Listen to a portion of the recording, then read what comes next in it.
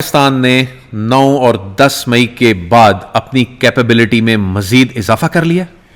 جب ہم امریکہ جاتے ہیں نا، جو فیلڈ مارشل صاحب جاتے ہیں، تو ظاہر ان کا کچھ اسٹریٹجک ویژن بھی ہوگا، کچھ اور چیزیں بھی ہوں گی، لیکن جب آپ کے ایئر چیف جاتے ہیں تو وہ کچھ اور کام کرنے نہیں جاتے.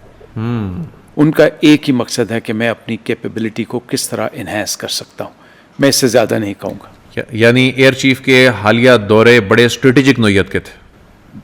دفاعی لحاظ سے، دفاعی کیپیسٹی اور دفاعی کیپیبلٹی کے لحاظ سے بہت اہم نوعیت کے تھے. تو ہم کہہ سکتے ہیں کہ پہلے ہماری جو اسٹریٹجک شراکت داری تھی اور جو اس جنگ میں نظر بھی آئی وہ چین کے ساتھ تھی. اب ہم کہہ سکتے ہیں کچھ بڑے ملک اور اس کا حصہ بن چکے ہیں. نہیں، میں بالکل آپ کو تھوڑی سی کریکشن آپ کی اجازت سے کرنا چاہوں گا.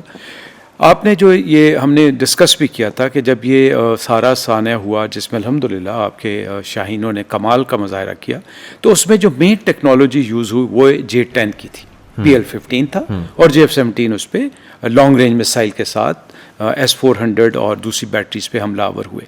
اس وقت F-16 کے بارے میں نے اور آپ نے بھی یہ بات کی تھی کہ اس کی اتنی زیادہ یوٹیلیٹی نہیں ہوئی. بالکل ایسے ہی تھرڈ لیئر میں تھا. جی، تو اب اس تھرڈ لیئر کو ہم نے سیکنڈ یا فرسٹ لیئر میں لے کے آنا ہے. تو میرا خیال ہے ہم اپنے پروگرام میں یہاں تک اس کو محدود رکھتے ہیں کہ F-16 کے لحاظ سے ہم اس کی یوٹیلیٹی کو بڑھا رہے ہیں.